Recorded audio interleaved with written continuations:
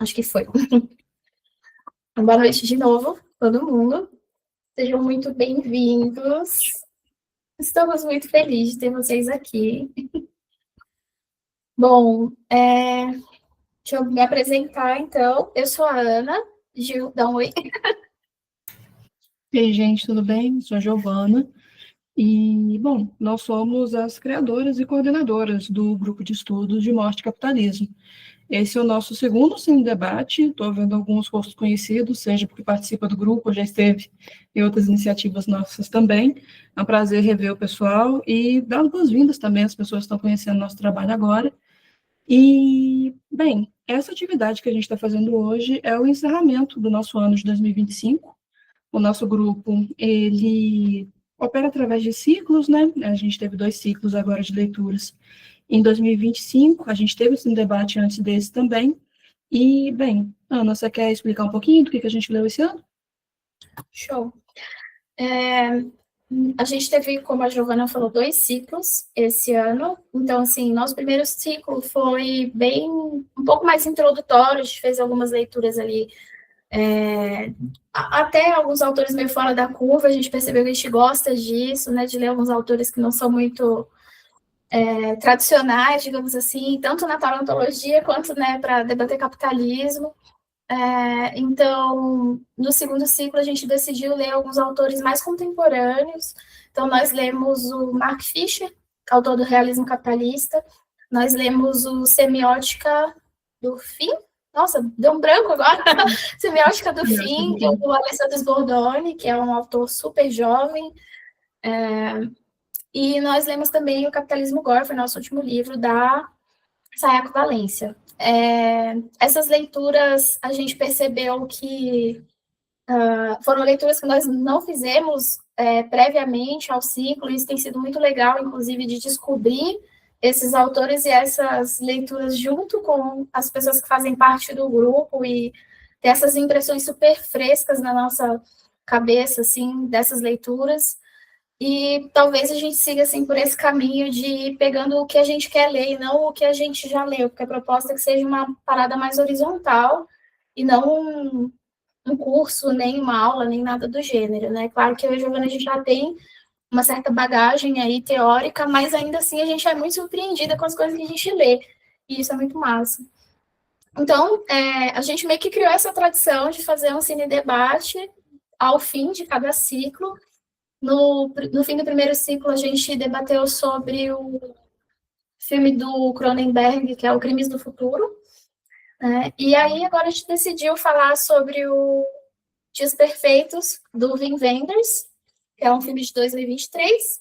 E essa tradição vai seguir aí, que eu acho que a gente gostou bastante dessa ideia de ver filme. Acho que é uma vibe muito boa, assim, para a gente complementar essas leituras que acabam sendo um pouquinho mais pesadas também, teoricamente, né? Daí, queria ver se todo mundo conseguiu ver o filme, se vocês já tinham visto antes, ou se tem alguém aqui que não viu. Todo mundo viu? Show. Qualquer coisa, falem aí nos comentários também. Se quiserem abrir a câmera, assim, se puderem e quiserem, a gente vai ficar muito feliz de ver o rostinho de vocês. A Júlia falou, já tinha visto e assisti de novo, eu também. Assisti de novo. A Rose. Posso chamar de Rose? Tá tudo certo? Sim. Tá. Assistiu há uns meses. Ah, então coincidiu ali que a gente divulgou e encontrou para conversar sobre. Isso. Eu já tinha visto, mas não consegui rever. Ah, beleza, mas tem a memória aí, então, né, do rolê. O pessoal do grupo viu, né? Ah, a Vicky falou que não conseguia assistir, mas mesmo assim vim. Ah, perfeito. Não tem problema. A Vicky também foi minha aluna, então acho que algumas coisas ela vai conseguir pescando, assim, da própria jornada ali de estudos dela, né? Ela está fazendo formação em tanatologia também, então vai ter bastante contribuir, com certeza. Henrique adorou, viu hoje à tarde. Não tinha visto antes, né, Henrique? Legal. Então, a gente criou ali, né, um certo norte, mas, né, assim, por conta de fazer essas interseções aí com o que a gente tem debatido no grupo, mas vamos deixar bem livre, assim, principalmente nesse começo, para vocês compartilharem as impressões de vocês, né, se algo surge mais, assim, né, aos olhos de vocês, se algo saltou mais, se conectaram mais com alguma parte, se não gostaram de alguma coisa. E aí a gente vai tentando amarrar tudo isso ao longo do encontro, pode ser? Uhum. Então, tá bom. Alguém quer se manifestar primeiro para falar do filme? Olha, eu vou falar pouco, porque, na verdade, eu não lembro de muitos detalhes, mas eu lembro que uma coisa que marcou muito para mim foi a rotina, aquele todo dia igual, e em alguns momentos parecia uma solidão, mas, ao mesmo tempo, não parecia sempre tristeza. Às vezes, parecia que estava ok. Mas me chocou um pouco, eu acho, essa coisa de todo dia fazer a mesma coisa. Eu acho que ficou mais marcado para mim foi isso. Opa. O que aconteceu aqui? Ah, tá. Me perdi com as tecnologias, gente. Vou aproveitar o comentário da Rose só para dar uma breve intro, assim, para a Vicky que não conseguiu ver o filme. A sinopse é um cara, o Hirayama, que trabalha, o filme se passa em Tóquio, né? Então, ele trabalha como um profissional que limpa ali os banheiros públicos de Tóquio.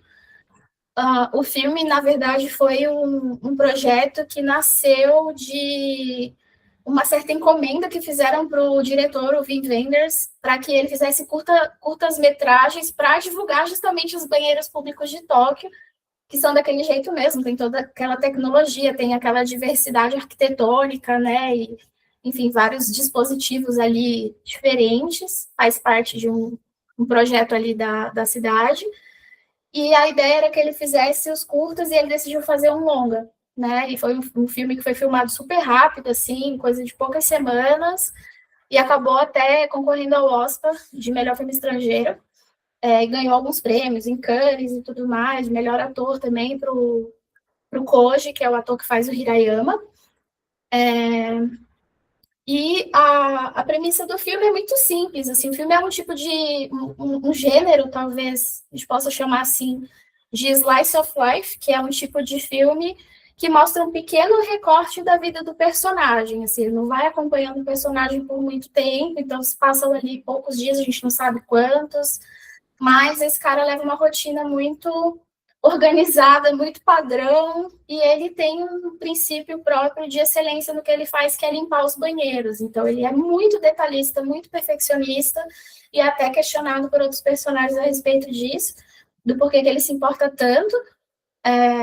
E, ao longo do filme, vão acontecendo alguns encontros com outras pessoas que vão meio que perturbando essa rotina perfeita que ele tenta montar para ele mesmo, né? E aí, às vezes, acontecem coisas que são boas, outras que são muito ruins. Enfim, é mais ou menos isso aí. Então, a Rose falou dessa coisa da rotina, mas essa rotina não é tão rotina assim, né? Porque ele tenta e, ao mesmo tempo, ele está sempre sendo interrompido por esses encontros com as pessoas. E aí, algumas questões que podem ser levantadas aí é se ele é um cara misantropo, se ele não gosta de gente, né? Enfim, coisas assim. E tem uma coisa que eu acho curiosa nesse filme também. Eu não tinha assistido antes desse fim de semana, né? O pessoal estava comentando que reveu e tudo mais, eu ainda não tinha visto. É curioso porque passa muito por essas questões de solitude, mas também traz alguns pontos de comunidade, sabe? Ele está sempre indo ali nos mesmos lugares, naquela rotina, sempre no mesmo bar. E tanto que tem uma parte mais ali para o meio do filme, em que ele se encontra com a sobrinha dele, e ela pergunta a respeito de uma árvore que está contemplando, e ela pergunta, essa árvore é sua amiga? E ele começa a considerar que a árvore é amiga dele também. Então, é curioso isso, porque aparece muito essa solitude que a Rose trouxe, mas vem esses pequenos pontos, assim, do que poderia ser muito pesado, vem alguma leveza junto. E também nessa questão desse contato com a comunidade, ele limpa banheiros em Tóquio, e muitas vezes ele é visto pelas outras pessoas de um jeito meio condescendente também. As pessoas não querem tocar nele, as pessoas não falam diretamente com ele, e ele leva numa boa, ele ri disso muitas vezes também. Então, também tem esse lado do lado dele, ele é mais isolado, mas ao mesmo tempo você vê uma sociedade que dá uma certa rechaçada nele. E o jeito que ele lida com isso acaba sendo curioso também.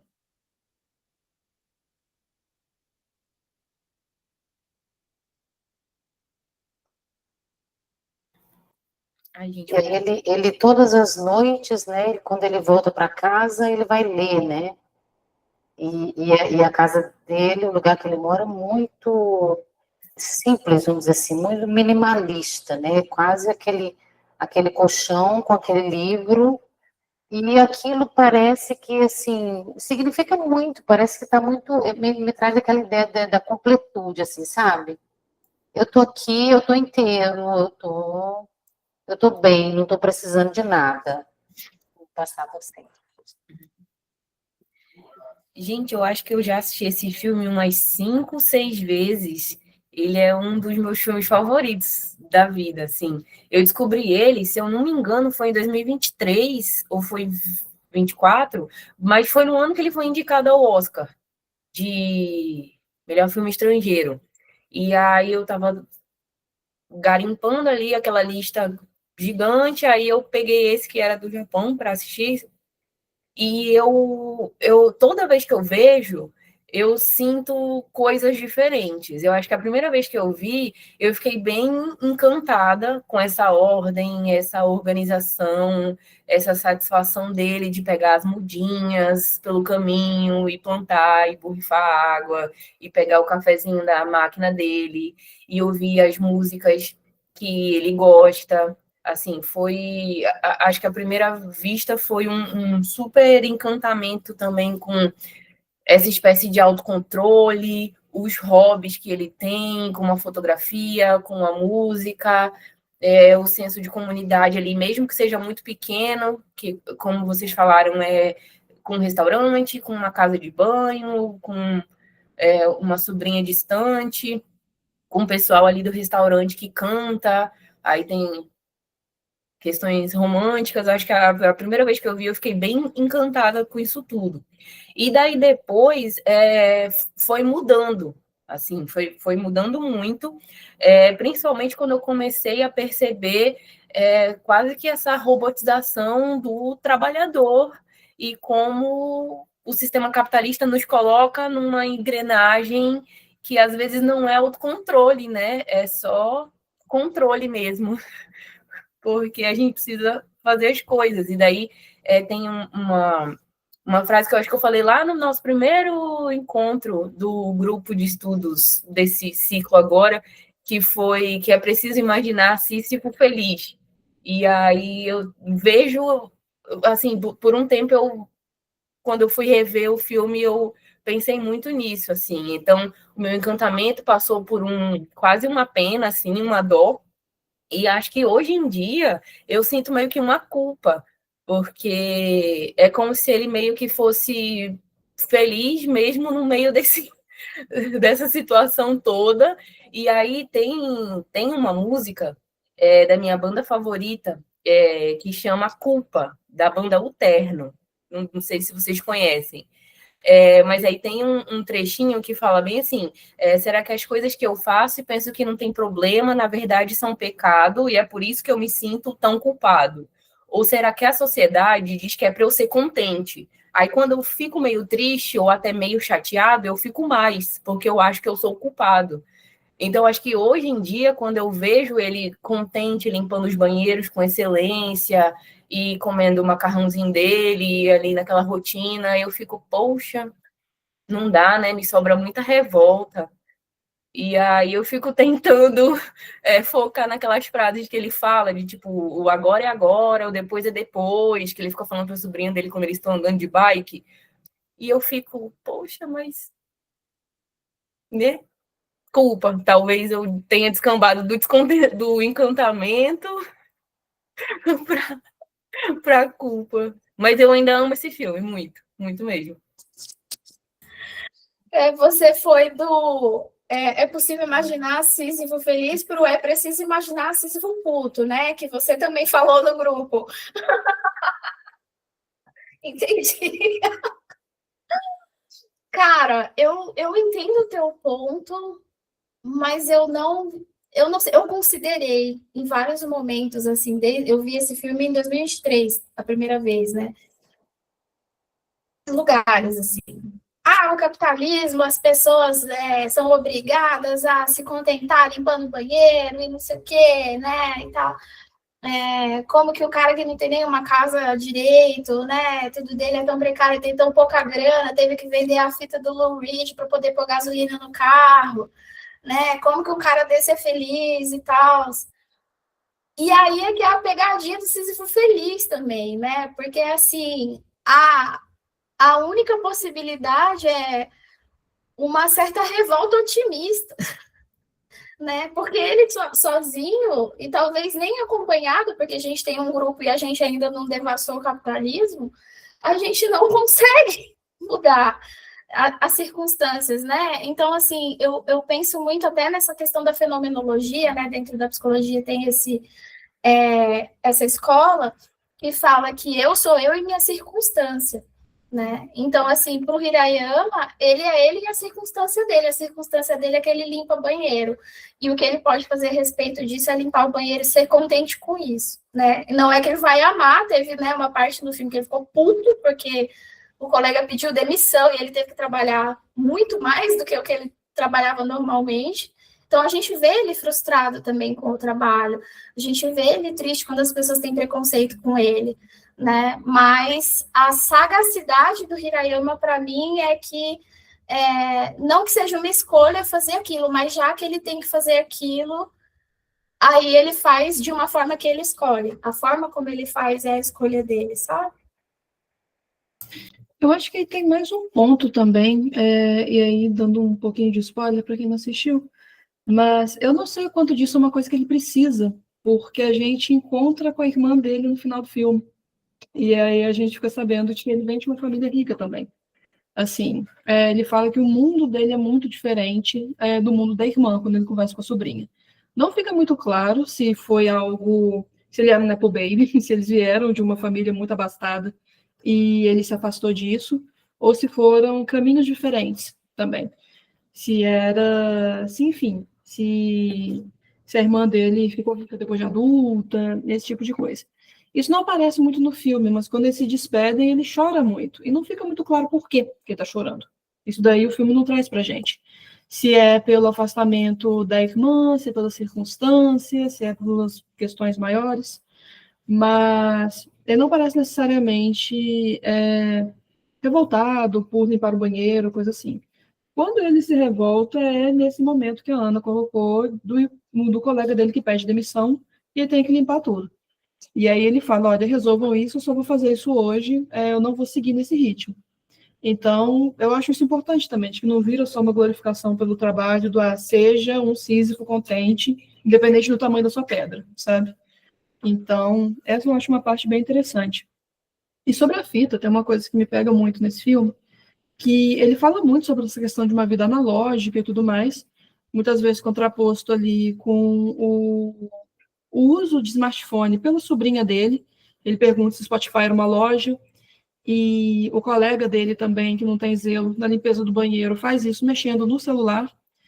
E aí tem toda essa questão assim, analógica da coisa, que para ele é muito importante ter esse ritual dos livros e da fita cassete e tudo mais.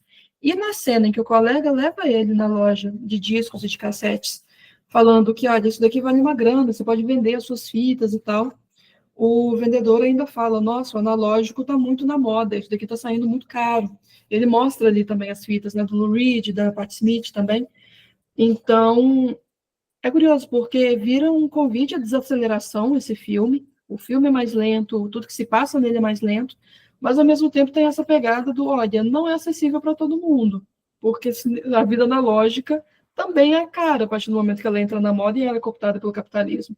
Eu e a Ana, hoje mesmo, a gente estava conversando sobre preço de vinil e tudo mais. Então, eu acho que tem esse lance também do capitalismo no analógico. A fita que ele vendeu que seria quase 500. Gabriel ia falar alguma coisa.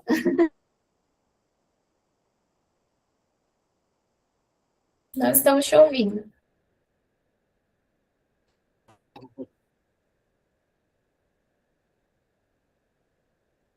E agora, vocês estão me ouvindo? Sim. Bem ou mal? Bem, Bem? Tá bom. Então, eu gosto desse comentário da Giovana, porque eu acho que minha experiência, as duas que eu tive, porque eu acho que eu vi esse filme umas 2 vezes. Se eu vi mais uma vez, eu não lembro. A experiência que eu tive foi um apanhado de experiências aqui que foram trazidas por vocês, pelas duas Anas, pela Rosigley e pela Giovana. A primeira que eu tive foi de chateação, porque assim, eu gosto muito de planejar minha rotina, e aqueles elementos que vão quebrando com a rotina do Hirayama me incomodaram. Eu lembro que a minha primeira sensação ao ver o filme foi pensar, meu Deus, esse cara não consegue fazer a rotina dele, porque aparece o tempo todo alguma coisa que vai interromper essa rotina. E isso me chateou de um jeito, e ó, veja o sintoma, né? E aí me chateou de um jeito que eu tive de parar para depois voltar a ver o filme, porque senão não seria possível continuar. E no fim das contas, ao término de tudo, a minha primeira experiência ela fica muito centrada nesse lance das belezas do caminho e de como o Wim Wenders ele sabe o que é bonito, mesmo dentro da rotina que ele estabelece para o personagem dele, das características ali da construção do personagem. Ele sabe o que é bonito e ele grava de uma forma bonita. Ele quer deixar o bonito mais bonito. E aí, a minha primeira experiência ela é muito centrada nisso. Aí, depois, vou para um outro caminho que mistura muito do que a Giovana comentou e do que a Aninha comentou também, a Ana Kese. A minha segunda experiência ela é muito tipo, nossa, eu odeio o capitalismo. Aí ela vai por essa linha. Eu tenho uma coisa que eu não vou poder cravar, mas que ficou muito marcado e que eu não consegui esquecer. E que se alguém aqui, ao assistir, principalmente vocês que viram recentemente, puder confirmar, ótimo. Às vezes a gente cria um filme na cabeça, né? E é ele que vai ficar com a gente até que a gente tenha a próxima sessão. Então, pode ser uma possibilidade, mas vamos lá. Tudo que o Hirayama consome enquanto arte e que vai ali permear, tipo, a rotina dele, é imperialista. O Hirayama, a música que fecha o filme é Feeling Good, uma música em inglês. Os livros que ele lê são de literatura inglesa. As outras músicas das fitas cassetes são também de língua inglesa. A jaqueta que ele utiliza não está escrito Japão em japonês, está escrito em inglês, Japan. Então, a gente tem um personagem que ele é japonês e ele vive no Japão, e assim como a própria história do Japão, que vai se confundir com a história do Hirayama, é uma história marcada pelo imperialismo estadunidense, enfim, e de certas bandas lá também britânicas, mas enfim, inglês, no geral. E daí, perfeito, aí, tá aí. Então, aí, é aquela ideia, né, do filme que fica na nossa cabeça. Mas eu acho que dá de dizer, pelo menos, que a maioria das coisas que ele consome são, de fato, uma representação dessa ideia imperialista. E aí, quando eu penso nesse lance do imperialismo, e quando eu penso o imperialismo como uma característica, assim, sine qua non do capitalismo, é quando eu chego nessa ideia que a Giovana comentou, sobre como esse lance do analógico, ele também é uma bolha que você pode pertencer. Eu não me encaixo no digital, eu curto mais as coisas analógicas, então tudo bem, não tem problema, a gente vai arranjar um mercado, aliás, não só um mercado, mas vários mercados que vão ser, sabe, alimentados por esse seu estilo de vida. Eu não gosto, sei lá, de uma moda muito colorida, eu não gosto de uma casa maximalista, onde eu vou botando ímãs na geladeira, eu sou muito minimalista, tudo bem também, a gente vai dar um jeito, a gente vai te encaixar em outra bolha, fure sua bolha, encontre outra, e algo nesse sentido. E é isso, eu pensei muito sobre como tem essa marca do imperialismo na vida do Hirayama, de como o Hirayama, e aí dos livros que vocês comentaram, que vocês leram, das leituras que vocês fizeram, eu só li o realismo capitalista, os outros eu não li. E de como é esquisito perceber, e aí tá aí, acho que o grande lance a minha primeira experiência foi bonita, foi uma experiência de encher os olhos, mas encher os olhos muito com técnica e coisas do tipo. Mas daí outros elementos narrativos me saltaram a visão na segunda experiência e se tornou um filme desconfortável para mim. Eu não me sinto confortável assistindo Dias Perfeitos. Não, eu termino o filme desconfortável. E eu tenho muita impressão de que quando eu for rever o filme, eu vou ficar desconfortável de novo. E eu não estou falando desconfortável no sentido de que eu não gostei do filme, porque tem milhares de filmes desconfortáveis que eu me amarro. Mas é um desconforto do belo. Tipo, porque o Wim Wenders sabe o que é bonito. Eu não vou negar isso. Ele sabe o que é bonito. Mas é desconfortável. O Hirayama vive no realismo capitalista. Ele vive no... Ele vive isso. A gente também.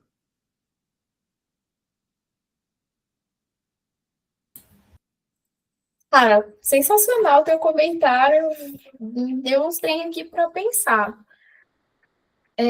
Mas eu queria só complementar, assim, com essa questão cultural, que, embora eu concorde com essa questão de que, realmente, a maioria das coisas que ele consome são em língua inglesa, né?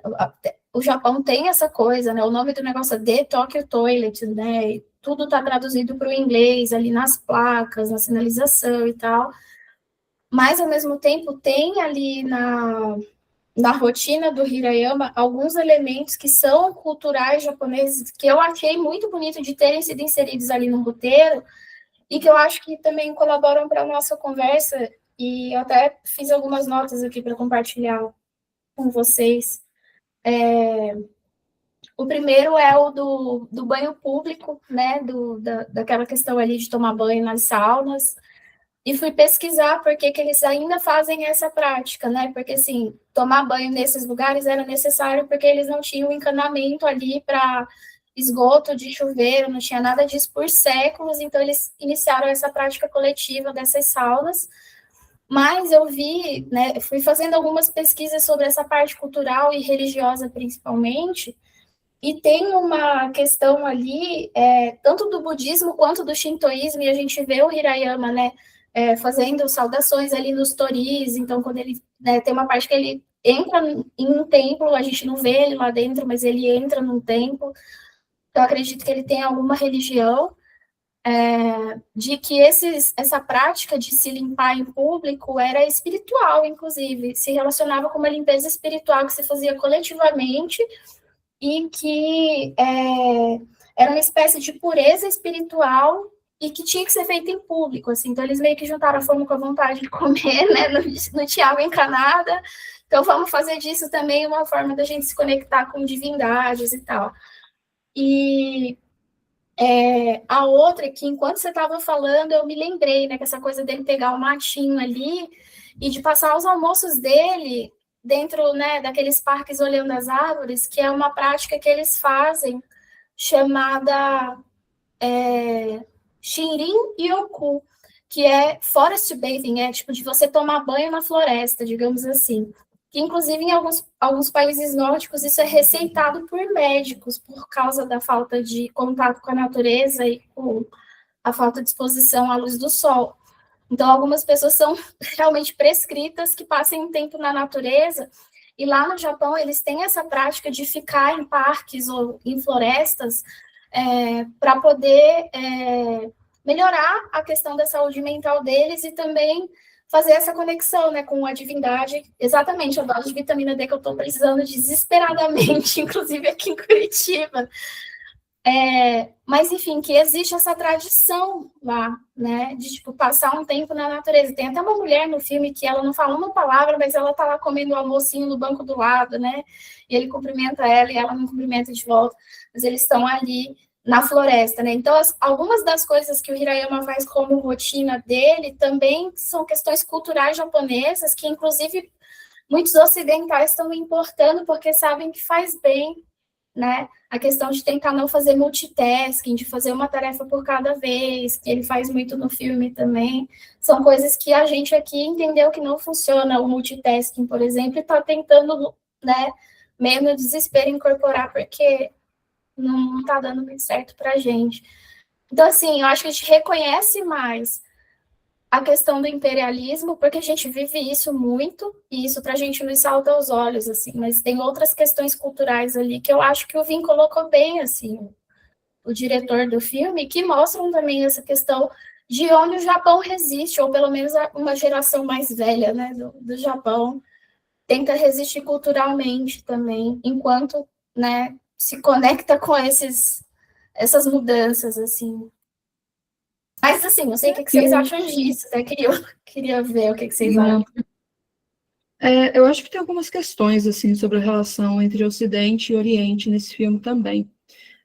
O Gabriel estava comentando sobre as músicas, eu lembrei daquela cena, logo no começo do filme, eu não acho que é a primeira que toca, mas é uma das primeiras, toca House of the Rising Sun. E depois, quando eles estão no restaurante, a mulher canta House of the Rising Sun em japonês. E Rising Sun, sol nascente, império do sol nascente, isso está muito ligado ao Japão também. E essas questões assim de imperialismo, é curioso ver isso, porque de fato tem uma relação muito ambígua entre Estados Unidos, Japão e tal, e existe uma relação muito ambígua entre o Japão e os demais países da Ásia também, e tudo isso muito intensificado no pós-guerra.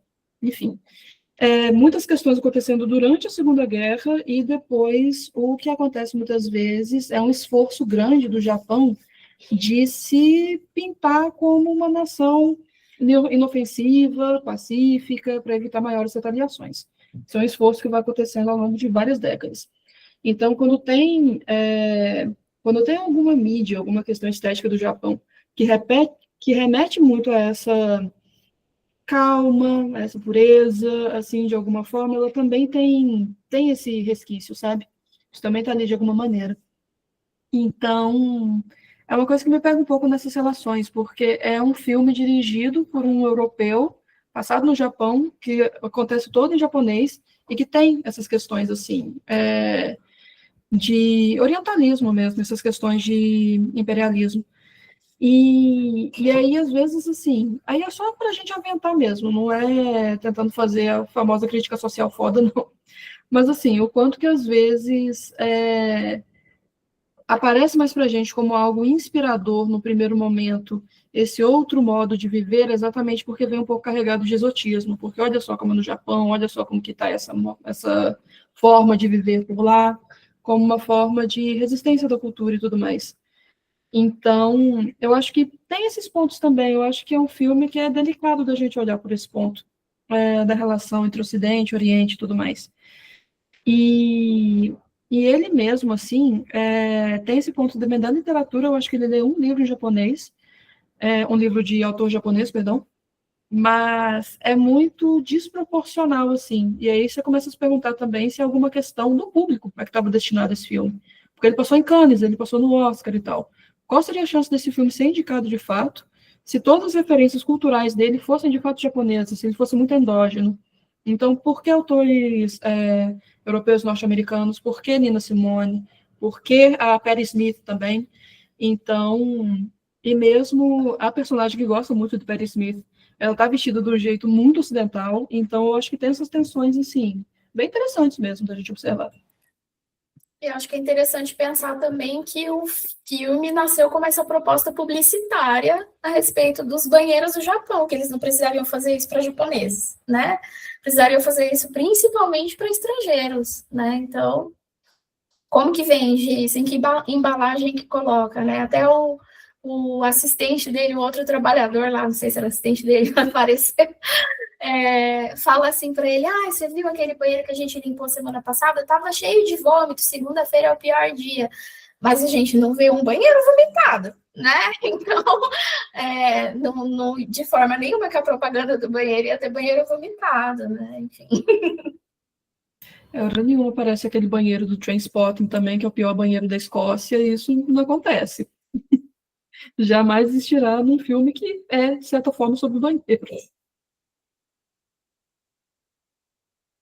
Talvez seja quase como se as próprias ideias que a gente consegue pescar dentro do filme, talvez seja quase não, é porque as coisas são assim mesmo, né? As ideias, elas são um reflexo da própria forma com a qual o filme é pensado para existir, né? Tipo, a proposta do filme, ao que o filme se propõe, E aí, no fim das contas, a gente vai num caminho até de mercantilização da arte, e aí a gente volta, eu odeio muito o capitalismo, aí a gente volta de novo para se retroalimenta, né? Bizarro, cara. Mas é um clássico das reuniões do grupo, Gabriel. A gente sempre tem um momento do eu odeio muito o capitalismo. Todo momento. É o Então, momento é das 7 às 8h30 da noite, né? exatamente, quinzenalmente, segundas-feiras. Mas uma outra coisa, até pegando assim com uma leitura que a gente fez esse ciclo, eu queria comentar rapidinho sobre os sonhos dele, porque ao final de cada dia aparece uma sequência de sonhos dele, que aparecem em preto e branco, como imagens não estáticas, mas quase, não é nada muito acelerado, uma coisa bem tranquila, que remete muito às fotos que ele tira de filme, né? Ele mostra em alguns momentos as fotos que ele tira da luz passando pelas árvores, ele vê isso nos sonhos dele também, e me chama a atenção, pegando um pouco do Semiótica do Fim, dos Bordoni, que a gente leu, ele fala um pouco sobre essa aceleração constante das imagens que a gente tem no nosso dia a dia hoje, de telas, redes sociais, televisão, notícia, tudo isso o tempo todo, e como que isso interfere até no nosso sono, até na capacidade que a gente tem de sonhar. Aparece tudo muito acelerado, a gente está sempre em um estado alerta, dormindo mal e tudo mais. Então, me chama a atenção como o sono dele é representado por isso, por uma imagem analógica, por uma imagem preto e branco, calma, quieta, conceitual, passa rápido, e, enfim, é o jeito que isso vai seguindo. Então, eu acho que, pegando essa leitura que a gente fez no ciclo dessa vez, num mundo que está tudo muito acelerado, tipo assim, uma mídia muito. Freud falando oi. Muito bom. Mas, assim, eu acho que nesse mundo que está tudo muito acelerado e que as imagens são sempre essa surra constante assim, de imagens, isso tudo sempre muito violento, esse filme inteiro, ele tem 2 horas, ele vai num ritmo muito mais calmo. Eu acho que ele é um desafio à contemplação em relação a isso também. Vocês sentiram isso no ritmo do filme também?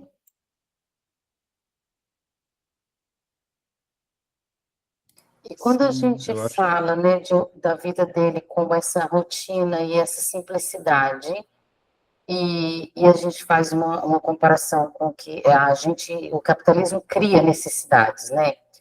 Então, cria coisas, você vai precisando ter coisas, fazer coisas, enfim, né? Senão você não tem sucesso. Se você tem essa vidinha toda igual, lavando banheiro, enfim, você é uma pessoa que não tem valor, né? Então, eu acho que o filme foi mostrando um pouco ele tinha essa vida, como a gente colocou, ele não parecia infeliz, né? A tal da felicidade do Sísifo aí, né? Ele não parecia infeliz. E a gente começa a questionar, não, mas como assim que uma pessoa com uma vidinha dessa vai poder ser feliz? Porque a gente tem uma outra ideia de que seja isso, né? E quando a Ana falou sobre a questão da religião, e que esses banhos tinham quer dizer, não tem água encanada, não tem tal, aí a gente cria a ideia, como a gente faz com todas as religiões, de alguma coisa assim, dá valor ao que não tem, mas fazendo, sabe, colocando como importante uma coisa para poder esconder o que você, na verdade, precisaria ter. Como muitas religiões fazem isso, né? Agora eu não vou saber falar detalhes, mas assim, não pode comer carne de porco porque tal coisa. E, na verdade, não é uma questão, a questão é outra. Então, eu fico pensando sempre que essas questões de sagrado, o que se sacralizou? Sacralizou com que interesses foi sacralizado, né?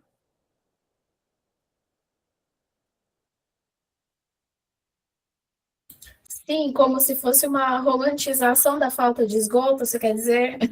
Isso. E aí coloca isso como uma coisa legal, né? Igual se fala hoje, por exemplo, a mulher ser mãe, então vamos agora, a gente precisa da mulher para parir, agora vamos dizer que é o instinto materno, que o melhor papel que uma mulher pode ter é ser mãe, mas o objetivo é outro.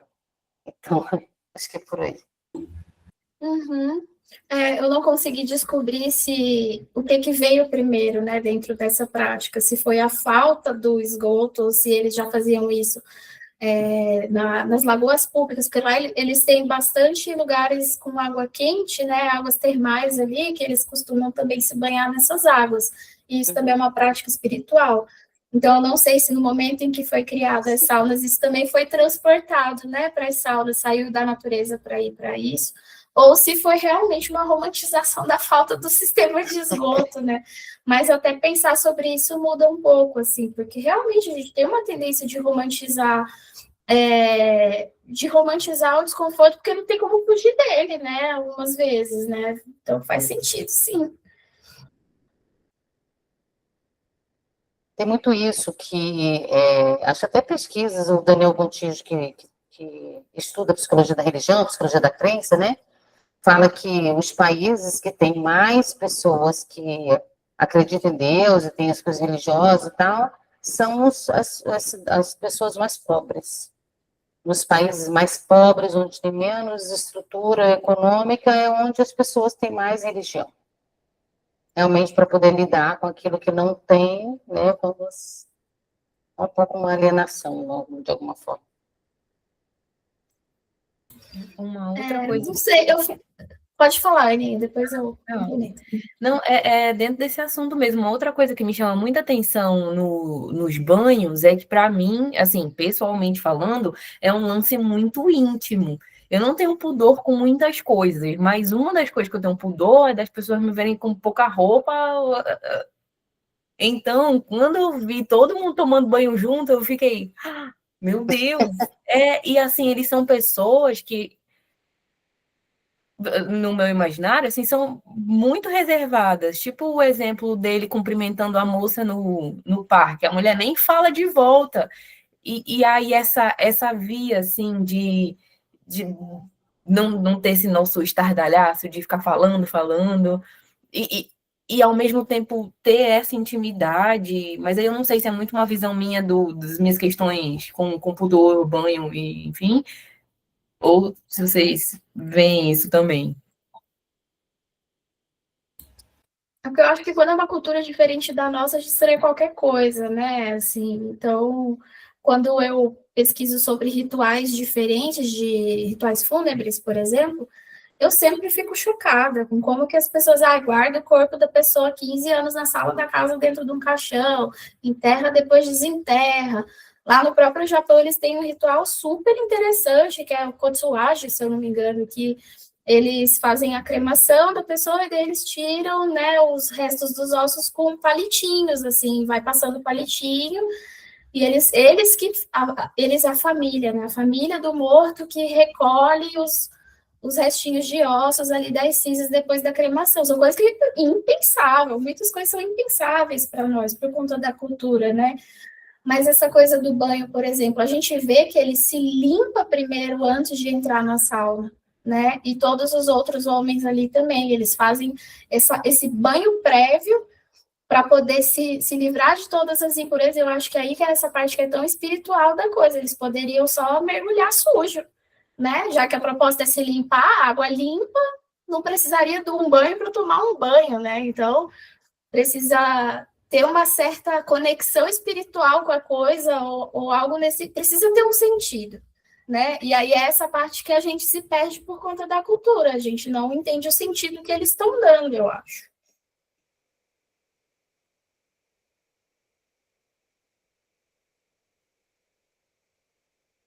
Não sabia, Giovana.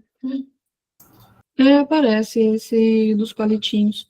Mas uma coisa que eu fico pensando também é o quão desconexo que isso é para a gente, porque essa questão, falando especificamente das casas de banho, né? Não é um fenômeno só japonês. A gente vê muitas questões assim, históricas mesmo, enfim, Grécia, Roma, tinham banhos termais e tudo mais.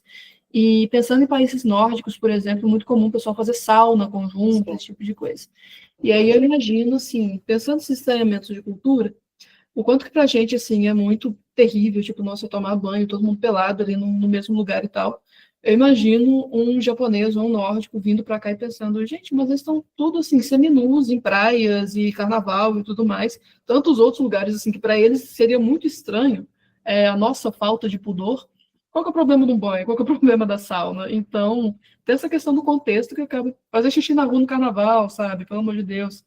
Enfim, todo o caos que é o carnaval, de forma geral. O quanto que perde um pouco disso, desse contexto. sabe? Porque essas coisas todas, elas variam, elas são relacionais. O pudor não é uma coisa que ela é fixa especificamente. Então, é uma coisa que você vai ter um determinado pudor andando na rua, mas se for a mesma rua ali no carnaval, talvez você faça outras coisas. Talvez você vai ter uma outra relação com aquele espaço.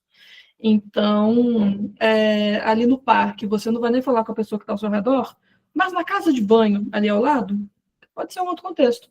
Então, eu acho que isso muda muito também. Para a gente, assim, é estranho mesmo. Na hora que apareceu primeiro a casa de banho, eu estava tentando entender por que ele estava lá. Se era, ele vai fazer uma natação, ele vai fazer alguma outra coisa, e o que ele está fazendo? Não, era banho, sabe? Porque na casa dele não tinha banheiro, assim que eu entendi. Na casa dele não tinha chuveiro. Pois é, Tinha que não tomar chegou. banho lá por isso. Isso. Aparece só a pia, né, que ele lava, em que ele escova os dentes. Então, tem disso. E aí eu acho que tem essa questão do contexto mesmo, que algum grau a gente perde estando aqui.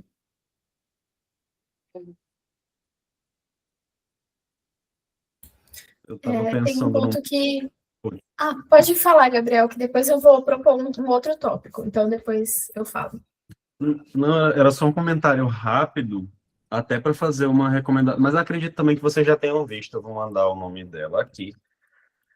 Porque a Giovana fez um comentário que eu achei legal sobre o ritmo com o qual, né, a história ali é contada, o jeito que o Wim Wenders resolve contar ali a narrativa, como é uma coisa que é bem paulatina, assim, né, tipo, você tem de se acostumar com o ritmo. E eu acho interessante também, porque aí a gente já volta para a ideia do que propõe, ao que o filme se propõe, e aí é um filme que ele está sendo elaborado inicialmente para poder fazer uma publicidade a respeito, né, daqueles banheiros públicos, aí daqui a pouco a gente tem um produto final, que ele tem muito uma cara de festivais de nível internacional, que são passíveis de ganharem prêmios. Então a gente tem um filme que ele está pensando na temporada de premiações, e nesse sentido, quando você pensa na temporada de premiações, você também pensa num público específico, né? Você pensa num público que vai estar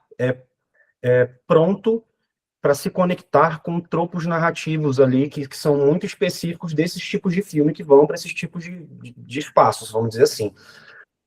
E nesse sentido, eu até enxergo esse filme do Wim Wenders, não vou falar dos outros, quase do Desejo, mas esse em específico, como se fosse uma espécie de um filme que chega perto de outras coisas que eu já tive a oportunidade de ver, que são assim, vou falar de uma forma que eu não gosto de falar, mas que eu já li em alguns lugares a respeito do filme, lentos.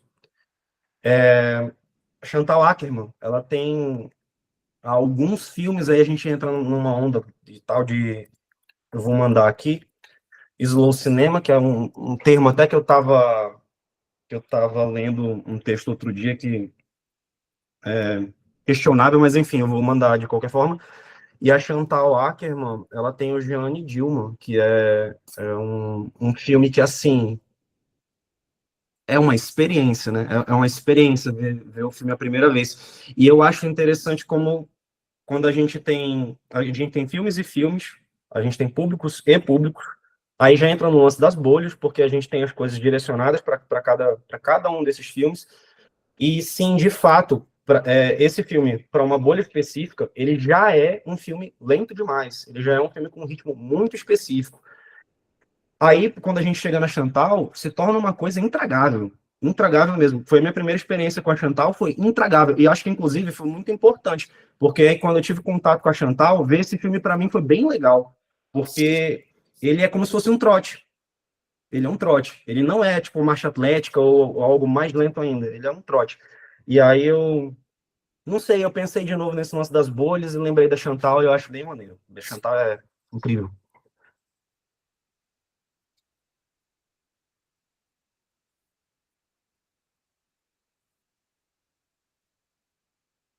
Eu acho que pela foto que eu vi aqui, é isso. Uhum. Eu tô triste que o Matheus não está participando do encontro, porque ele tirou um siso e não está conseguindo falar, mas ele ia colaborar aqui com a fala do Gabriel, porque um dos gêneros favoritos dele de cinema. Ele não chama isso de slow cinema, não sei se é isso, assim, mas tem alguns filmes orientais que têm essa pegada de ser meio sem acontecimentos. E nisso, apesar de você ter falado, né, o Dias Perfeitos é um filme muito, muito lento, mas ele tem essa coisa que te incomodou, que é da rotina dele estar sempre sendo incomodada, né? Tem alguns gêneros ali, alguns filmes específicos que seriam feitos assim, o Hirayama limpando o banheiro e nada acontece, sabe, por 2 horas. Então eu fico pensando até como que seria para algumas pessoas ver isso, assim, se fosse só o Hirayama limpando o banheiro perfeitamente, nada acontece. Porque tem alguns filmes que são bem nessa linha, né? Eu acho que talvez a agonia fosse até maior, porque a agonia de você. Porque a rotina te agonia, bacana. Veja então ele lavando o banheiro por 2 horas. Talvez te agonie mais. Obrigada, Rose, por ter vindo. Obrigada. Tchauzinho. Obrigada, Rose. Tchau, tchau.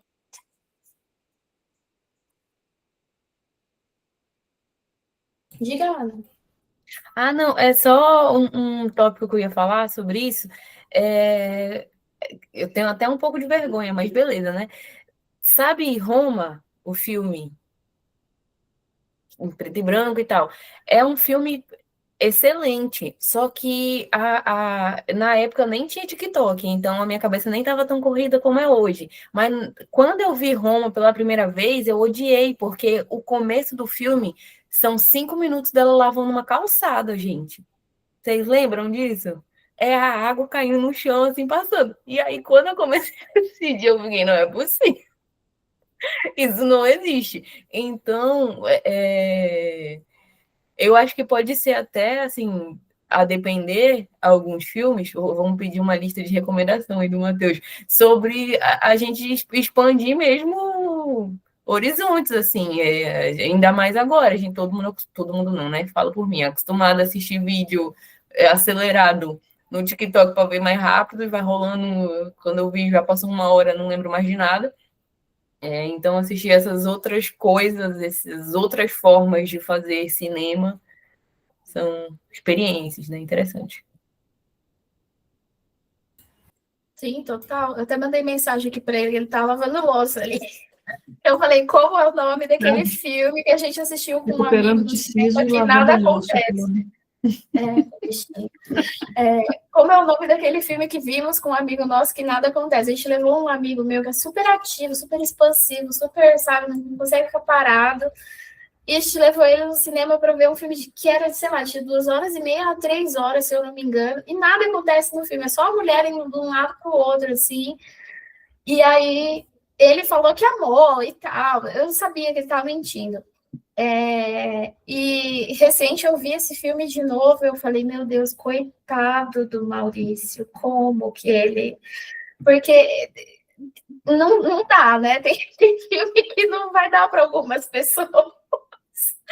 Mas até me lembrei aqui que está rolando toda uma discussão a respeito até do fato da Netflix ter comprado a Warner, né, e tudo mais, e o quanto que isso vai implicar nas mudanças das próprias produções, né? A gente não tem certeza de nada ainda, então tá todo mundo meio realismo capitalista, meio semiótica do fim, assim, achando que acabou a arte, e vai ver, nem vai ser tão ruim assim, ou vai ser pior do que a gente imaginava, né? Mas que recente saiu, né? Alguém da Netflix falou, não sei se eu estou inventando, da onde veio a notícia, que os roteiros das produções da Netflix têm sido meio que emburrecidos para que, né, tipo, o personagem fala a mesma coisa em alguns momentos. Eu vi um cara falando isso sobre o filme do Frankenstein do Del Toro, por exemplo, que falam uma certa frase em 3 momentos diferentes do filme, porque era uma frase importante para a narrativa, e aí se considera que a pessoa não vai prestar atenção no filme o tempo inteiro, então vamos repetir essa frase em vários momentos, né, para que pelo menos na segunda ou na terceira vez a pessoa ouça essa frase. Então, o quanto que isso impactaria, né, e de certa forma esses outros filmes que vão para esse lugar mais lentos e não tem explosão, não tem ninguém morrendo, né? O quanto isso é um antídoto também, né?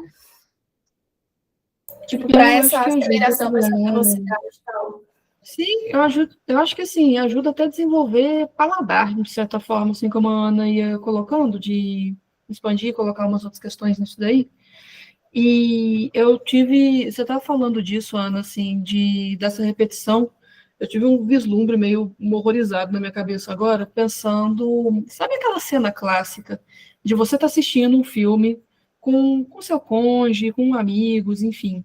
Os dois estão assistindo pela primeira vez e a pessoa está te perguntando do tipo, mas ele vai brigar com fulano? Ele tá malvado? Esse tipo de coisa. Isso é uma experiência canônica que todo mundo passou.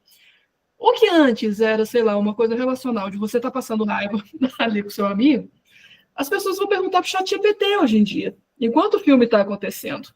Então, assim, até isso se perde. Eu tive esse pequeno, assim, insight e eu estou um pouco horrorizada agora, porque é isso. Você vê pessoal em sala de cinema com o celular ligado também, fazendo isso. Então, a forma, assim, de se consumir cinema mudou, porque é uma pessoa que vai estar no celular, que vai estar perguntando alguma coisa ali para o chat, vendo alguma coisa.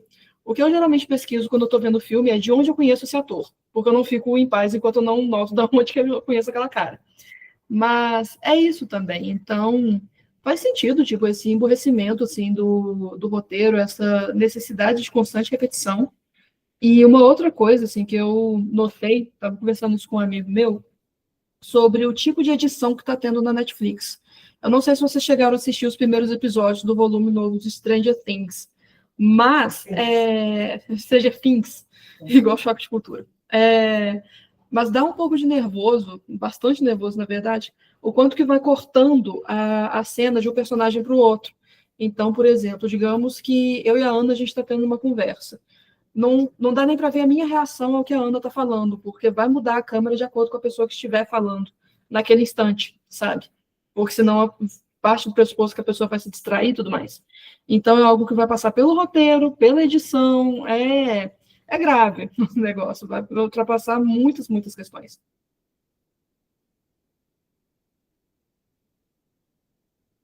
E eu queria aproveitar também só um segundinho para perguntar para o Henrique o que ele achou desse filme, porque eu lembro que o Henrique estava nessa de expandir o paladar de filme dele também. Quero saber, e aí, amigo, você gostou? Como é que foi? Tô bem aqui na minha, né? Só ouvindo. Mas, incrivelmente, eu fiz esse filme uma experiência. Tentei ver ele sem muitas distrações. E eu me emocionei com ele, de verdade. Assim. Então, eu não sei se é um estilo de filme que me agrada. Eu levei ele muito também, né? Além do lado crítico, acabei levando ele pro lado um pouco espiritual também. Religioso, assim. E várias nuances. Inclusive, depois eu quero conversar com vocês, né? Porque eu acho que eu vi elementos de um suicídio ali. Não de forma, assim, irei me suicidar. Mas que ele ficava olhando, assim, para a torre. E tinha uma jogada de câmera. Eu não sei se é viagem minha ou se pode ser de fato. Uma teoria sobre isso, que é diferente da sua. Não, eu falei suicídio, mas é uma coisa muito ampla, assim. Não acho que ele queira se matar. Mas eu talvez acho que ele já quis se matar no passado. Minha teoria é essa. Assim.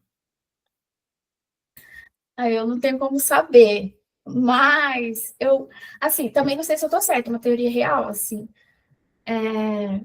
porque o filme traz muito a questão da sombra, né? A sombra das árvores, às vezes ele tá parado esperando alguém usar o banheiro, ele vê o reflexo da água, das pessoas passando, os carros passando, então tem muita coisa da sombra. E o filme, ele brinca muito com a coisa da luz, assim, eu não sei, a torre, em muitos momentos ela está super iluminada, né? Em várias cenas do filme. E ela, inclusive, tem uma cena que ele está no quarto para dormir e dá para ver que a torre ilumina o quarto dele, né? Então ele nunca está totalmente no escuro. Mesmo quando ele apaga as luzes dele lá, tem em algum momento essa luz dessa torre gigante que vem na janela dele, assim. Então, eu acho que tem uma parada a respeito dessa questão da sombra, assim. Inclusive, queria saber se algum de vocês já leu esse livro, porque me lembrei que, sei lá, acho que ano passado eu li um livro japonês chamado Louvor à Sombra, do... Como que é o nome dele, gente? Eu peguei até um quote aqui para mostrar para vocês que eu achei muito bonito e que me lembrou do filme. É o Junichiro Tanizaki. E esse livro foi escrito em 1933 e é um ensaio que o cara meio que começa a perceber que as evoluções tecnológicas estão trazendo mais eletricidade para as casas japonesas e que a sombra está se perdendo. E aí eu comecei a linkar um pouco isso com a questão do filme, assim, e peguei até um quote do livro para ler para vocês que eu achei que talvez tenha a ver, não sei se eu viajei. Mas, assim, o autor do livro, ele é meio rabugento. Ele é tipo assim, vocês estão acendendo demais as coisas, estão iluminando demais as coisas. É meio que isso, assim. E ele fala, nós orientais tendemos a buscar nossas satisfações em qualquer ambiente que nos encontremos, a nos contentar com as coisas como elas são. E assim a escuridão não nos causa descontentamento. Nos resignamos a ela como inevitável. Se a luz é escassa, então a luz é escassa. Vamos emergir na escuridão e lá descobrir sua própria beleza particular. Mas o progressista ocidental está sempre determinado a superar sua situação. De vela a abajur a óleo, de lamparina a óleo a luz de gás, a luz elétrica. A sua busca por luz mais brilhante nunca cessa. Ele não poupa esforços para erradicar até a menor sombra. E aí me pegou muito, principalmente com as cenas do próprio sonho que a Giovana, dos sonhos dele, né, que a Giovana comentou também, que não só são lentos, mas como são preto e branco, geralmente são sombras, né? Então, assim, eu também escutou. Sim, com certeza.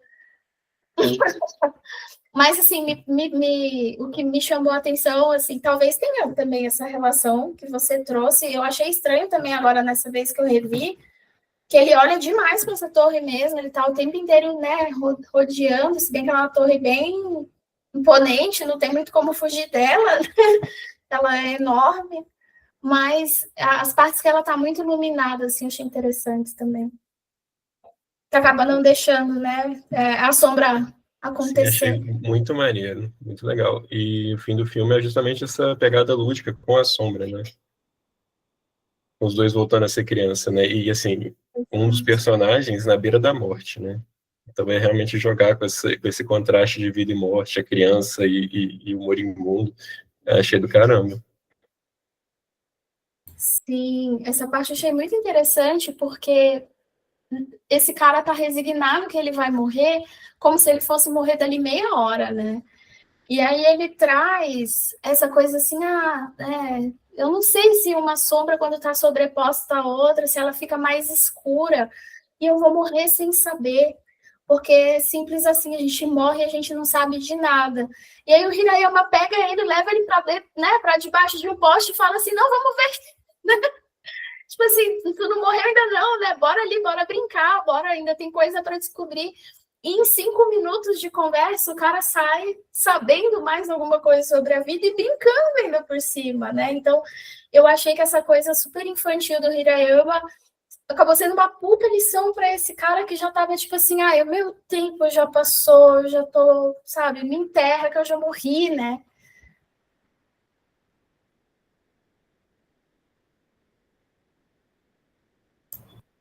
E é curioso também que o Hirayama, ele inclui brincadeira em alguns pontos, assim, da narrativa dele, né?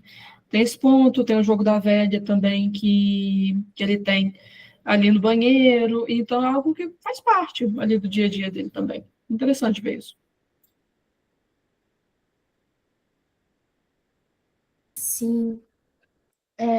Eu queria ouvir vocês sobre essa questão que a gente já falou, assim, mas o que vocês pensam se o Hirayama tem uma certa fobia de tecnologia? Porque me veio algumas questões que a gente pode até trazer que tiveram discussões no grupo a respeito, né? A gente falou muito sobre o ChatGPT e sobre a questão da inteligência artificial durante os encontros do grupo, e fiquei pensando muito sobre essa questão do desemprego tecnológico, da tecnofobia, né? Se esse cara está sendo nostálgico e isso é ruim, ou se ele está sendo nostálgico e isso que está curando ele de desenvolver um TDAH, sabe? Enfim, porque eu estava até conversando com a Giovana mais cedo, né? Que eu comprei uma vitrola, a gente comprou uma vitrola aqui para casa, porque vinil, faço coleção, mas eu estava sem vitrola. E aí a gente decidiu comprar a vitrola, que é um hobby caro pra caralho, mas, né, fazia sentido para mim. E também gosto de fotografia analógica, então tenho minha câmera, levo ela por aí, né? Tenho CD, tenho fita cassete. Quando eu vi ele girando a fita cassete na caneta, eu fiquei muito feliz. Deu saudade de fazer isso.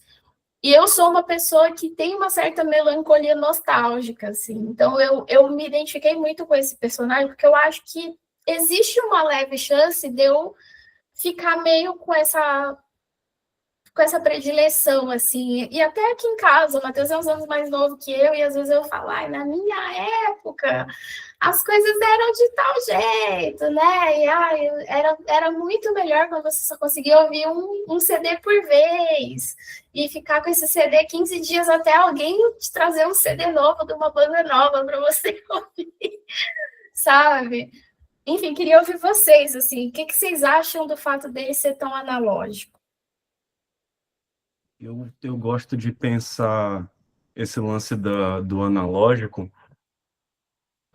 um pouco no sentido de uma coisa que eu gosto muito, não só nos filmes, mas acho que para a vida. Eu gosto de lembrar. Eu gosto muito de lembrar. Eu gosto de ter memória. E eu acho que talvez seja uma. Não sei dizer, talvez, mas falando pessoalmente mesmo, talvez seja uma das coisas que mais faça sentido para mim, que mais seja uma certeza de que se eu tiver memória e de que se eu puder lembrar das coisas, talvez a vida tenha um pouco mais de sentido, talvez eu consiga cumprir com os meus desígnios ali, seja lá quais forem eles durante o tempo, vamos dizer assim. E aí isso, de certa forma, também vai conversar um pouco com essa lógica do digital e do analógico, porque se a gente for pensar como funcionam essas dinâmicas e trazendo para o campo do audiovisual, quando a gente pensa que, enfim, o próprio cinema ele surge de forma analógica, a gente não tem televisões, então um esquema de projeção ali nos vaudevilles e tal, e a própria lógica histórica da arte, enfim, da arte que a gente está comentando, de uma das obras da arte que a gente está comentando, ela é analógica, e aí a história do digital, de certa forma, é uma história do assassinato da memória. Então, conforme a gente vai evoluindo tecnologicamente, essa tecnologia, ela de certa forma ela dá as ferramentas para que a gente proporcione à nossa sociedade melhores formas de armazenar coisas. Só que ao mesmo tempo, a tecnologia no capitalismo ela nunca é utilizada em prol da memória ou em prol do trabalhador ou em prol de qualquer coisa que preste. Ela sempre é utilizada só para alimentar a própria máquina.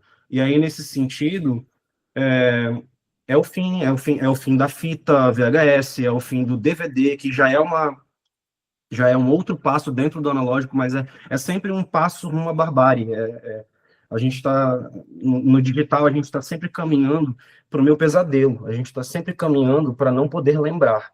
E aí, nesse sentido, eu não sei se o Hirayama tem medo da tecnologia, se ele tem uma fobia, mas faz todo sentido que ele tem, porque eu acho que eu tenho, sei lá, mas ao mesmo tempo eu sou muito digital, então eu sou hipócrita, talvez. Mas aí é muito doido isso.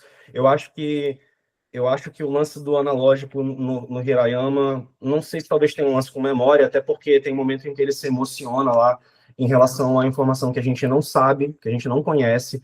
Então, tem algo com lembrar, ele chora porque ele lembra, e, enfim, aí já entra nessa minha onda aí, pessoal, com memória, mas é isso, acho que o analógico é a memória, mas o analógico dentro do capitalismo, assim como qualquer coisa dentro do capitalismo, é produto, e se a memória é produto, ela vai morrer, então, enfim. Tu não quer entrar pro grupo, não?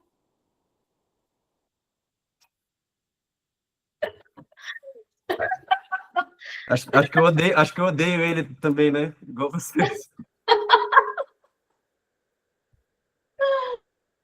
Sim, Gabriel. E só complementando o que você falou, o Han tem um livro, eu estou tentando lembrar aqui, porque eu acredito que é o Sociedade da Transparência. Não, No Enxame, o livro do Byung-Chul Han, chamado No Enxame. Ele traz justamente isso que você está falando, sobre a gente ter substituído a memória por dados. Então, assim, comparando com a fotografia analógica, por exemplo, que às vezes a gente tinha um filme de 36 poses que tinha que durar o Natal, o Ano Novo e mais uns 2 aniversários para poder ter os registros, que também era uma coisa cara naquela época e hoje em dia é mais caro ainda. A gente hoje tem o celular e ele tira fotos ilimitadas, mas o armazenamento do celular não é ilimitado. Então aí a gente vai e compra o armazenamento do Google e acha que a gente tem mais espaço. E aí a gente acaba se motivando a tirar muito mais foto, mas a gente lembra de menos coisa, porque não é mais uma memória, é só um dado, né? A gente tira daqui 30 segundos, a gente esqueceu, e a gente não revisita essas coisas com tanta frequência. Então, e esses dados acabam, inclusive, sendo usados, né, por conta dessas empresas aí, para nos vender produtos e serviços, ou a gente acaba, né, esses dias eu recebi a notificação que o meu armazenamento estava estourado, daí é o quê? Ou você deleta 100 mil fotos, ou você paga mais dinheiro para o Google ou para a Apple, né? Uhum. Não, e só mais um comentário sobre isso também, que entra no que vocês estão falando.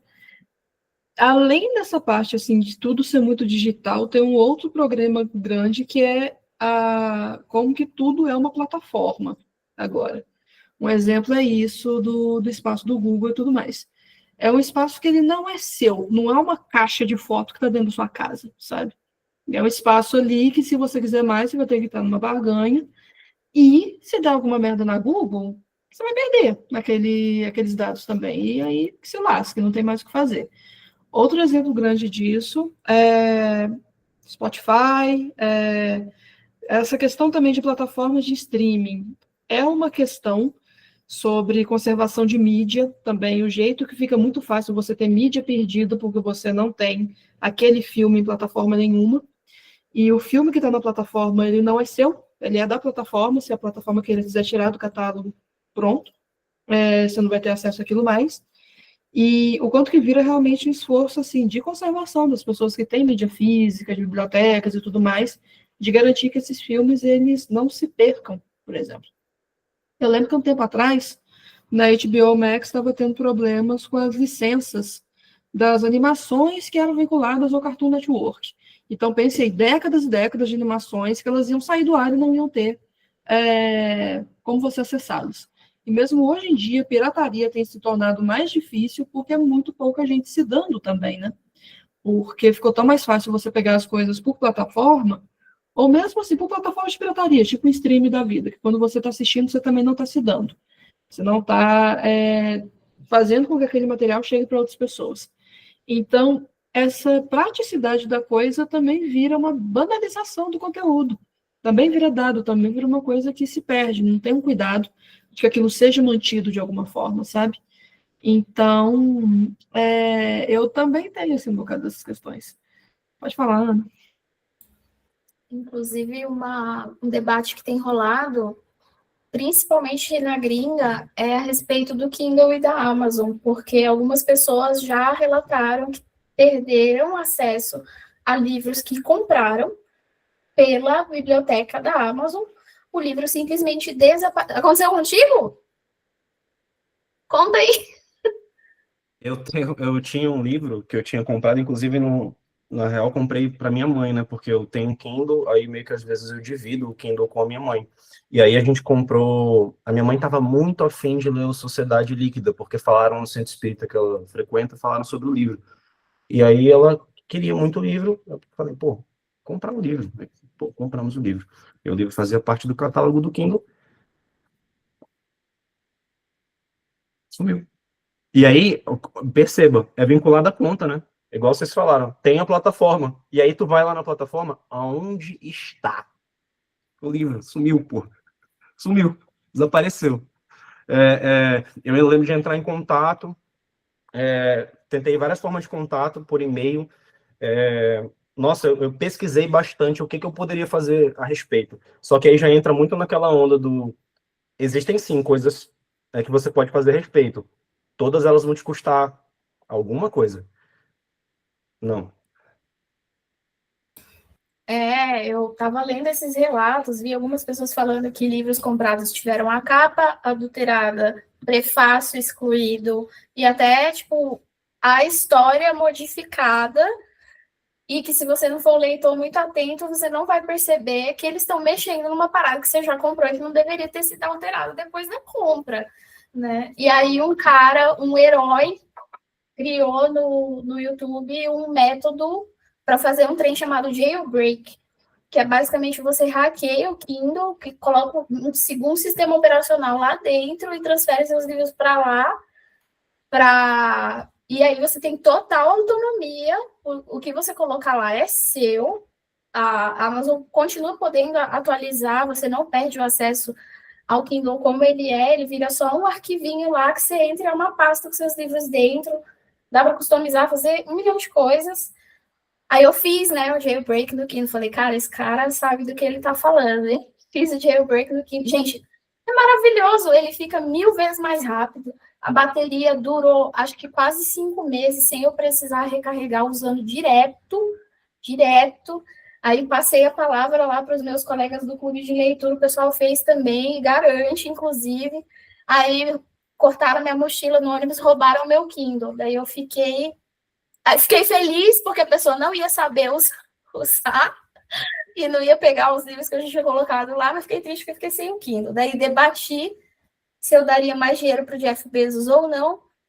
Depois de 5 meses, decidi comprar outro Kindle.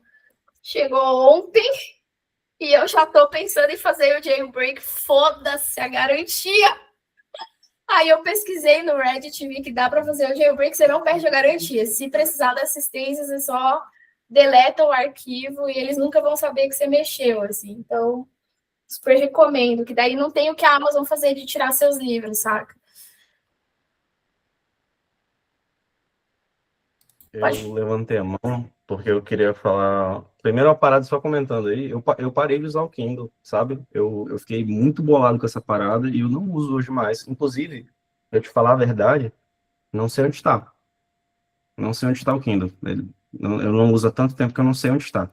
Aí, enfim, outra coisa que eu queria falar, eu queria discordar de mim mesmo em relação a uma coisa que eu falei, porque eu falei eu questionei se era hipocrisia ou não, o lance de eu achar que o digital, de certa forma, é a morte da memória, e aí de entender no analógico uma resistência em relação a isso. Eu não acho que é hipocrisia, eu acho que é entender que os avanços tecnológicos eles vêm e eles proporcionam sim alguns tipos de facilidade para a gente, eles proporcionam sim algum tipo de praticidade. Só que essa praticidade, novamente, ela não nos serve, ela nunca vai nos servir. Ela serve a um grupo muito seleto de pessoas, que não somos nós. E aí, eu acho que entender essa praticidade, entender que ela existe e que é o benefício da coisa, e de que se você se utiliza dos recursos digitais, você só está reconhecendo que essa praticidade existe. Mas não é como se você negasse, não é como se eu estou falando você, mas eu estou falando de mim, tá? Não é como se eu negasse o que eu entendo a respeito do analógico, o que eu entendo a respeito do digital. E outra coisa que eu queria dizer é que eu fiz um curso de crítica de cinema tem uns 2 anos, eu acho, e aí a gente teve a oportunidade de ver uma palestra de um cara que chama Hernani Hefner, que ele trabalha com um arquivo, a gente chama de arquivo, que é uma profissão específica ali do meio audiovisual, que vai trabalhar exatamente com isso, arquivo de filmes no geral, e aí ele é arquivo, já foi arquivo de vários lugares específicos ali da cultura e memória brasileira, a respeito de cinema, que eu consigo me lembrar agora, Museu de Imagem e Som. E aí, bem, dentre as falas que ele pôde trazer para a gente, as coisas que ele pôde contribuir, teve uma coisa que eu achei muito interessante que conversa um pouco com as ideias de plataforma que a Giovana compartilhou, que é pensar, porque às vezes a gente não consegue realizar o quão perigoso é esse tipo de medida. E o quão perigoso é, por exemplo, a compra da Netflix em relação ao Warner, e aí a gente acaba vendo na internet pessoas comemorando esse tipo de coisa. E aqui não é uma crítica a essas pessoas, mas é só uma coisa que o Hernani falou e que eu nunca vou esquecer. Ele pediu para pensar não nos filmes, mas nas próprias memórias. E aí já conversando com o que eu entendo que é o sentido da minha vida mesmo. Na arte a gente encontra, e aí quando a gente vai pensar na arte como espelho, a gente encontra muito do que a gente pensa, do que a gente lembra dentro das nossas experiências artísticas. Tem muita coisa que eu tenho contato, e que eu ouço de música, ou que eu vejo de filme, que me lembra do meu pai, que me lembra da minha mãe. E são alguns dos caminhos que eu tenho para me conectar com eles. E um dia eles não vão estar aqui. E um dia eu posso nunca mais ver essas coisas, porque elas estão em plataformas que vão tomar isso, elas vão tomar a minha memória. E aí, indo para um lado bem absurdo e saindo um pouco do lance artístico, é como se você guardasse a memória da voz da sua mãe, da imagem, da cor do cabelo, da forma com a qual ela anda, e alguém falasse para você que você não pode mais lembrar disso. É isso que é o digital dentro do capitalismo. E isso é aterrorizante. E é isso. Eu acho que eu não sou hipócrita, não. Eu só sei reconhecer as praticidades e me arrisco.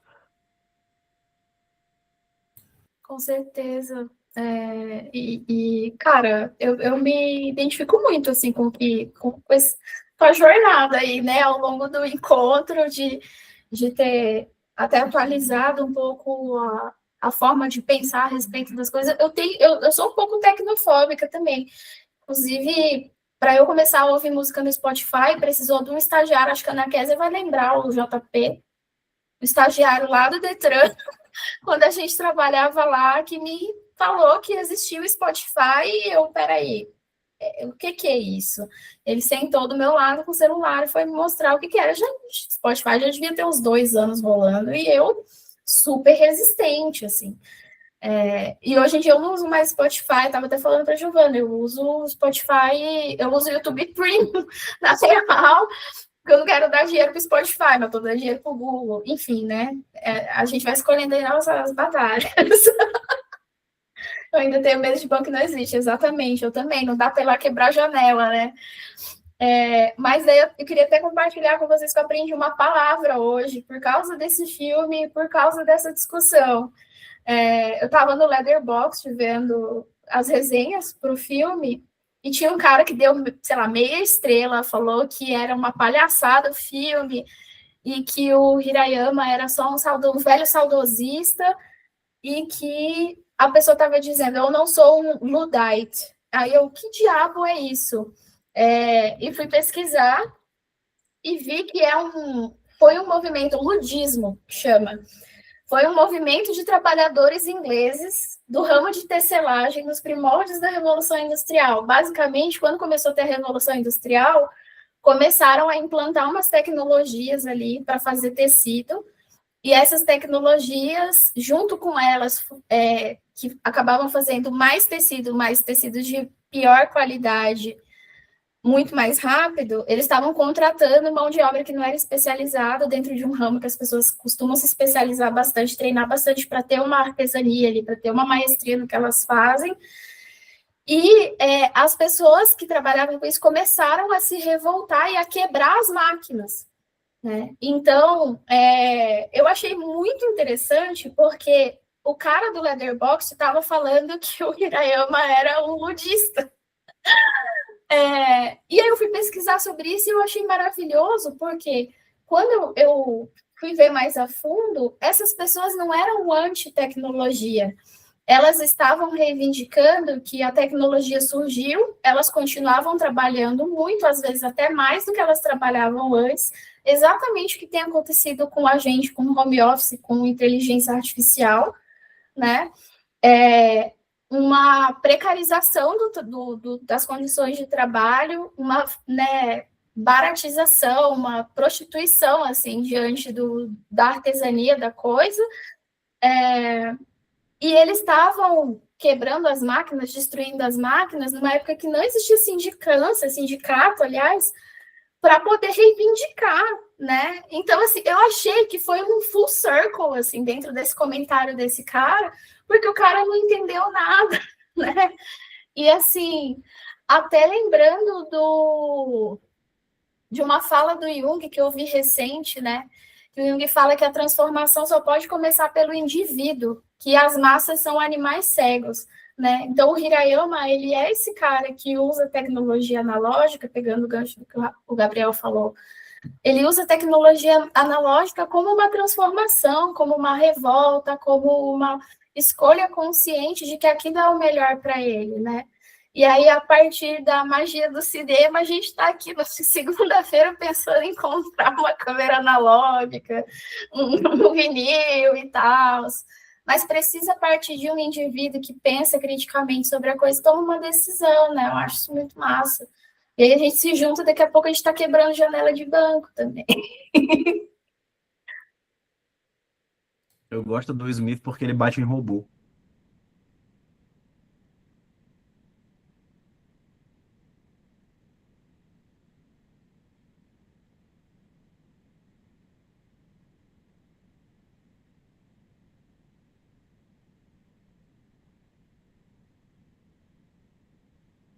É isso, gente. Eu gosto dos franceses, que qualquer coisa eles vão lá e queimam o carro, sabe? É isso. E se for um Peugeot, é até um favor, né? De queimar, porque Você não precisa nem fazer muito esforço. Uma jossa.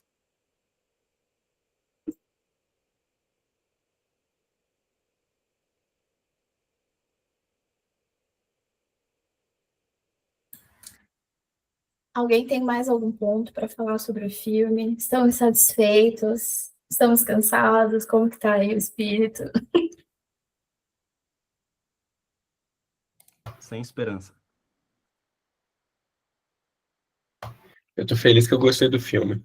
Já é um começo.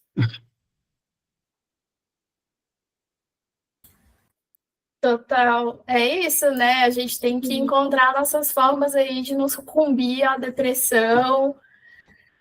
Eu acho que isso é importante também. E a gente até nesse ciclo a gente conseguiu fazer isso, assim, né? De ir para a revolta, a esperança, tentar se reconectar com outras formas, assim. E acho que o grupo colabora muito nesse sentido, assim, porque antes do grupo existir era muito uma coisa assim, muito do que o Gabriel trouxe hoje, o capitalismo é um inferno, acabou com a vida de todo mundo.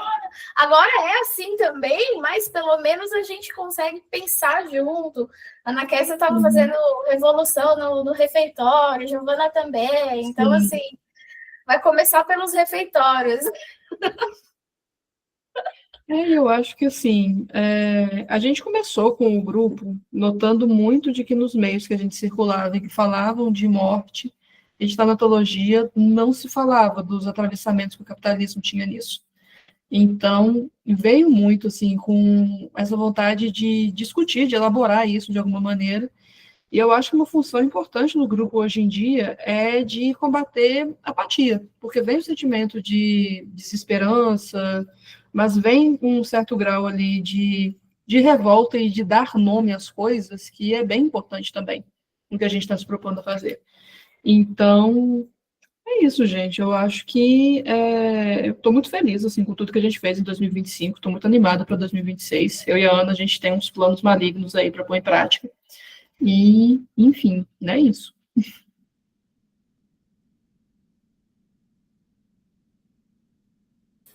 É isso aí. Inclusive, a gente vai em breve anunciar os planos malignos, a gente está só terminando de estruturar. Ano que vem, né, esperamos contamos com a presença de vocês aí, se for possível, para que a gente continue. Vai ter cine debate, com certeza. Vai ter umas coisas a mais também. E espero que tenham gostado do encontro de hoje. Foi muito massa, gente. Obrigado. A gente que agradece a presença de vocês, a disposição de discutir essas coisas numa segunda-feira à noite também. E é isso, gente. Muito obrigada. A gente se vê no ano que vem, seja em ciclos, em debates e outras cositas más. É isso, obrigadão a todos. Boa noite. Só tirar uma fotinha.